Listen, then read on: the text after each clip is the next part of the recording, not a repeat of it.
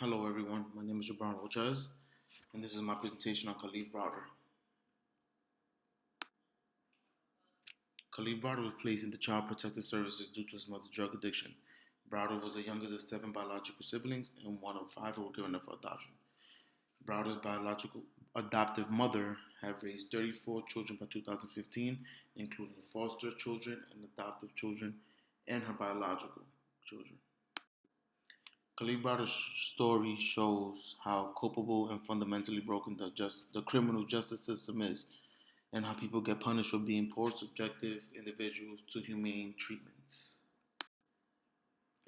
Charges. In 2009, Browder was charged with third-degree grand larceny. Police testified that he had crashed a stolen bakery truck into a stationary car while joyriding. He pleaded guilty, but later said he was only a bystander. Browder was registered as a youthful offender and placed on probation. He also was charged for robbery for stealing a backpack. Imprisonment. Browder was in Rikers Island. An attorney for the South District of New York said Rikers Island had a deep-seated culture of violence in which inmates suffered broken jaws, broken bones, broken noses, fractures, laceration requiring stitches. Prison violence. Browder was a victim of prison violence.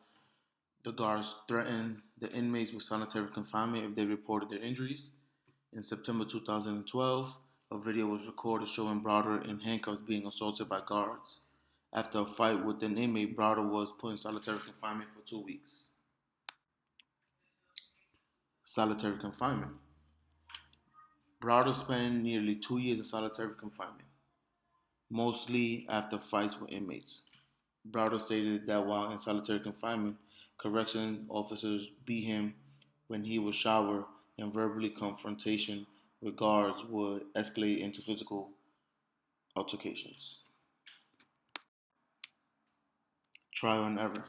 In July 2010, 74 days after his arrest, Browder was brought before a judge at Bronx County Hall of Justice. The grand jury indicted him on the charges of second-degree robbery, a second charge in punching and pushing a victim. Browder pleaded not guilty. As you can see below, um, they kept on pushing the dates. They kept on um, not to give him a trial. It wasn't until 2012 that he had got a court appearances. Browder told his attorney that he wanted to go to trial. He was offered a plea bargain of 3.5 years in prison if he pleaded guilty. In June 2012, this period was reduced to 2.5 years. Browder declined the plea bargaining. After 961 days in prison, Browder had appeared before 8 judges. His case was being played with. The case was always the not people not ready and requested for more days. Bargaining and plea deals. In March 2013, Browder was offered a plea bargaining of immediate release for his admission of guilt on 2 misdemeanors with considerations of time already served. He refused the offer and returned to prison. In May 2013, the judge freed Browder in anticipation of dismissal of the charges against him 1 week hence. As a victim that accused him had returned to Mexico and could not testify against Browder. That is the backpack story with the victim who returned back to Mexico and did not testify.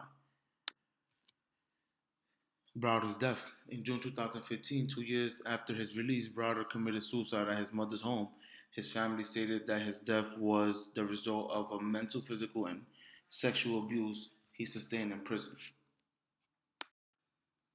In 2019, New York City had agreed to pay 3.3 million of lawsuit to the Kalief Browder family. And that is my presentation.